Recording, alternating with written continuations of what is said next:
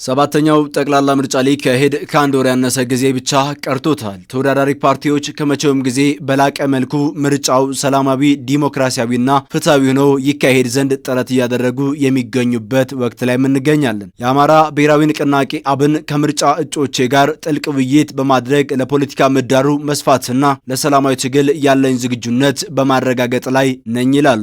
ያለንን ድርጅታዊ ዝግጁነት ለመገምገም እንዲሁም ቀጣይ አቅጣጫዎችን ለማስቀመጥ በማለም ውይይት ያደረግን እንገኛለን። የገጠሙንን ነገሮች ሁሉ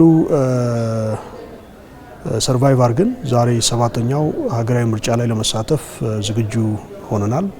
ስለዚህ እየሰራን ያላናቸውን ስራዎች ለመገምገም ቀጣይ መስራት ስላለብን ጉዳዮች ላይ ውይይት ለማድረግና የጋራ ግንዛቤ ለመጨበጥ በማሰብ ነው።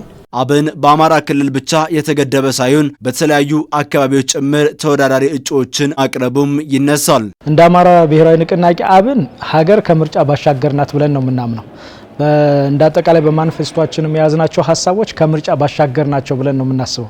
ምናልባት እኛ ስላሸነፍን ሌላ ፓርቲ ስላሸነፈ ሳይሆን መንግስት የሚሆነው አካልም ይዞ ሊያስፈጽማቸው የሚችላቸውን ሀሳቦች ለማቀበል ነው ጥረት የምናደርገውና አብን መሰረቱን የአማራ ሕዝብ አድርጎ የተደራጀ ሀገር አቀፍ የፖለቲካ ፓርቲ ነው።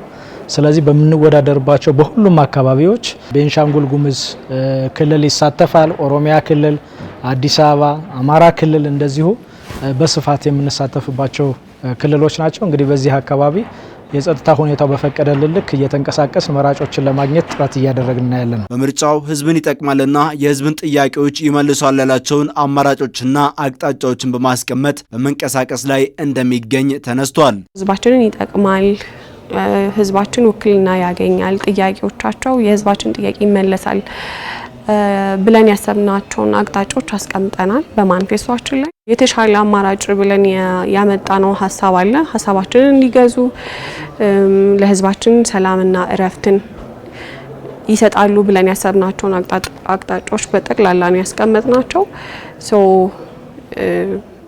በፖለቲካ ተሳትፎ ይህንን ችግር ያጋጠመን ችግር ወር ፈተና መመለስ መቀልበስ እንችላለን ብለን እናስባለን። የአማራ ብሔራዊ ንቅናቄ አብን ምርጫው የስልጣን ሽግግር መንገድ ብቻ ሳይሆን የሀገራዊ መረጋጋት መሰረት ለማድረግ እየተንቀሳቀሰ እንደሚገኝ ሊቀመንበሩ ያነሳሉ። ቀጣይ ደግሞ ከምርጫ በኋላ ሊኖሩን የሚችሉ የፖለቲካ እንቅስቃሴዎች ምንድን ናቸው ብለን ከወዲሁ ፖሲቢሊቲስ አስቀምጠን ዝግጁ ሆነን መሄድ አለብን።